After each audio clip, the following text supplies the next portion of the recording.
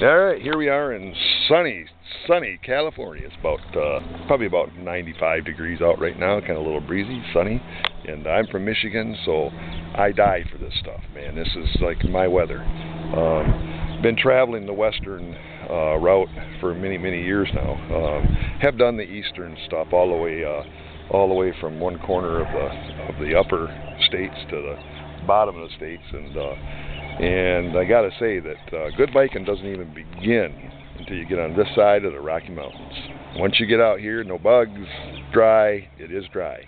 Yeah, it's hot, but it's our planet's biking capital of the world. This is it, man, for touring. And I've been coming out here since '79. '78, I won a Harley lowrider on a job site working for the Boilermakers back in Michigan, welding pipe for them, TIG welding pipe for them. And I actually won a brand new 78.5 Harley lowrider. That was the half-year designator, was because they switched from 74-inch to 80-inch and a couple other changes, but the big one was that was when they started with the 80-inch motor. And that year, '79, I come out on that brand new Harley and spent a whole bunch of time on the desert and all that kind of stuff, and really had a lot of fun. And all the way back to then, the problem has always been consistently tires. I mean, I always have worn a rear tire out coming out here.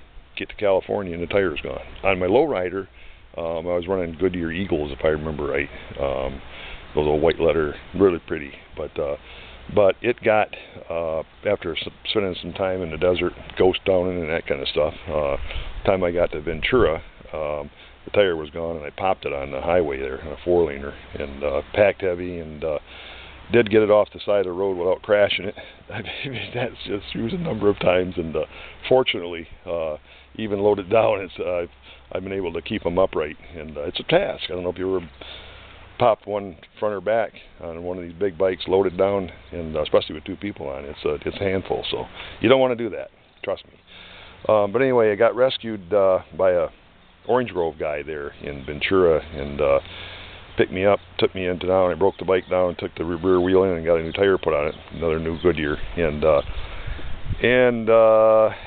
that was a brand new tire when I left home. On these Yamaha Ventures that I've been riding since 87, I guess it's been 89, something like that.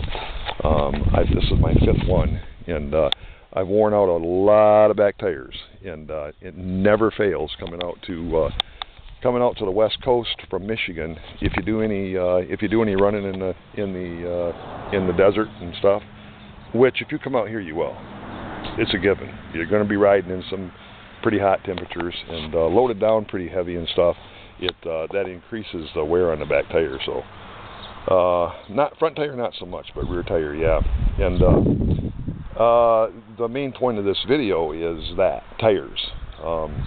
You know, I've done everything. I'm not partial to any brand of tire. I tend to go with trying to stay away from spending the big money. I've never tried one of these multi-rubbered rear tires that my good friend Larry back in Michigan has begged me to give them a try.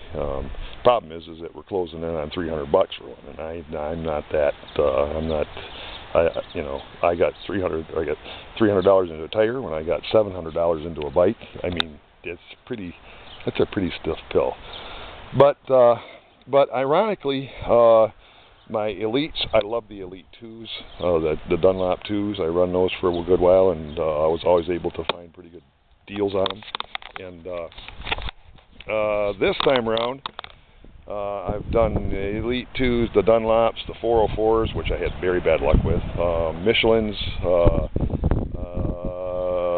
all the way down the line. This was my first Metzler, and this is a Metzler 880 Marathon that I picked up brand new and installed just before we left home, and surprisingly, I think I paid $90 for this tire, and surprisingly enough, this tire has still got about it's about a good quarter of its tread left.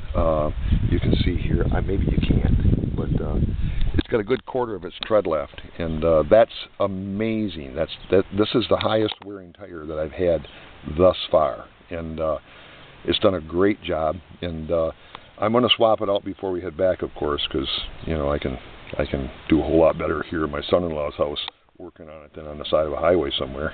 And besides the point of, like, no one wants to have a flat tire on the back of their bike, right? So anyway, this is the best. This is, in my memory, this is the best. This is the best wear that I've had on a tire this far, and I'm shocked. I've always heard negative things about Metzlers, and I can vouch. Metzler, you got it. You did a great job with this. I'll run another one if I can find one. I'd be glad to put another one on here. If I can't, if I get stuck, I'm gonna jump on Amazon here in a minute and eBay and see what I can find. And we're getting ready to go up into Oregon and meet a bunch of guys up there. And the Venture West rally is going on, starting this Wednesday. And by the time we get back, hopefully my new tire will be here at Rob's waiting for me. So, but just wanted to toss that out there. That's the way it is. And whatever you run on your tire, on your bikes and tires and brakes and different things, I guess the important thing is to get out and wear them out. That's the important thing. Get out and use it. And I can also vouch for this part of the country. I've traveled our whole lower 48, been in all the states, not all the roads, of course, but I can tell you that really good riding doesn't start till you get on this side of the Rocky Mountains. You got to get west of the Rocky Mountains. Once you do, no bugs. Warm, hot, yeah, but the camping and the road experience is unbelievable out here. The scenery in the mountains and so on and so forth. But get out and ride. All right. Talk to you guys. Bye-bye.